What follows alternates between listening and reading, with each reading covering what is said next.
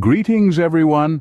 Welcome back to our channel. We have an exciting challenge for you all today. We've put together a compelling common sense test, a set of 10 questions that might seem straightforward, but hold your horses, they're sneakier than they appear. Studies have shown that a staggering 90% of folks stumble on these questions. Intriguing, isn't it?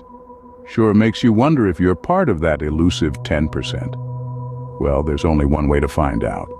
As we move through this challenge, we'll unravel each question, present you with the answer, and of course explain the reasoning behind it. It's a voyage of discovery, a thrilling ride through the labyrinth of common sense. So, are you ready to put your mental mettle to the test? Strap in and let's get started. Ready to begin? All right, here goes our first question. Question number 1. If it takes 5 machines 5 minutes to make 5 widgets, how long would it take 100 machines to make 100 widgets? Now you might be thinking, oh, that's easy, it's 100 minutes. But hold on a second.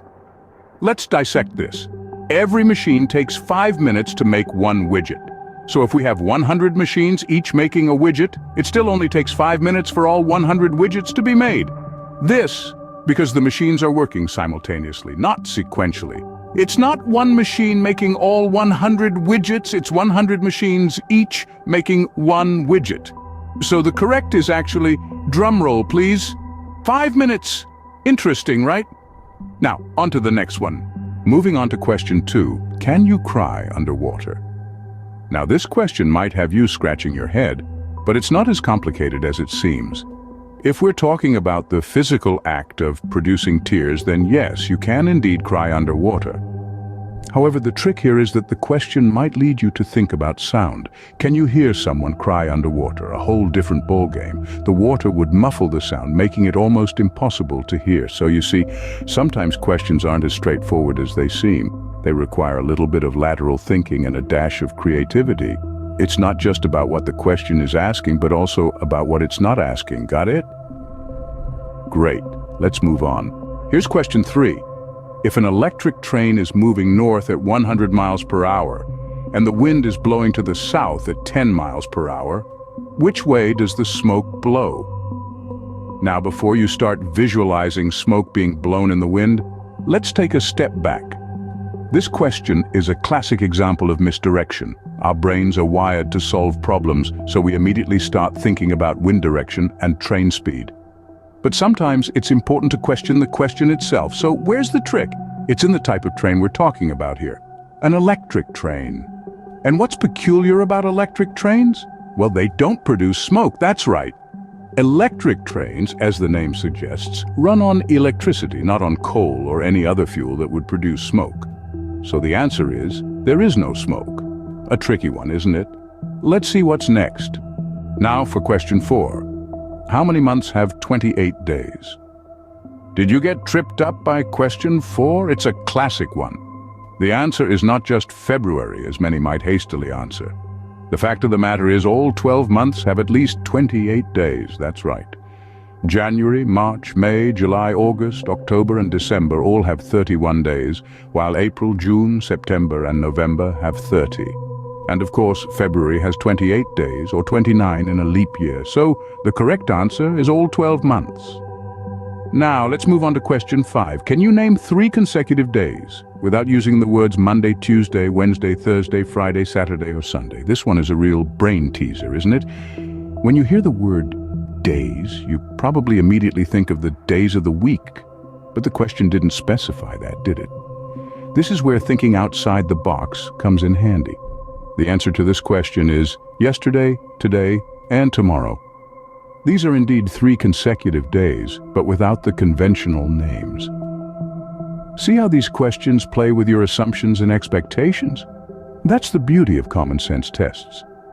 They make you question the obvious and think twice about what you take for granted.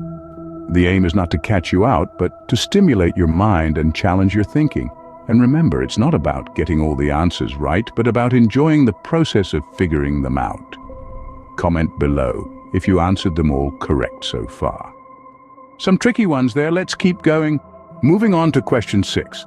If you were running a race and you passed the person in second place, what place would you be in now? Now let's untangle these mind knots. For question 6, it seems quite straightforward, doesn't it?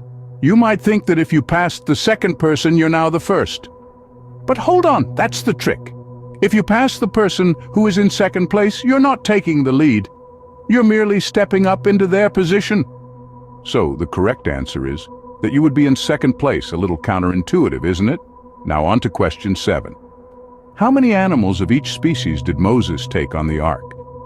This question is a classic example of a trick question that tests your attention to detail. The question asks, how many animals of each species did Moses take on the ark? But wait a minute, wasn't it Noah who built the ark according to the biblical story? That's right.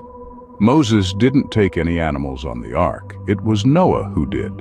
So the answer to this question is none. Moses didn't take any animals onto the ark because it was Noah who did that. This question is a perfect example of how our brain sometimes overlooks details when we're processing information quickly. So, how did you fare with these questions? Did they catch you off guard? It's fascinating how our brains can sometimes trip us up, isn't it? But that's the beauty of these common sense questions. They challenge us to think more deeply, to pay attention to the details, and to question our initial assumptions. Did those catch you off guard? Let's see what's next. Here's a head-scratcher. What has keys but can't open locks? This question is a classic example of lateral thinking.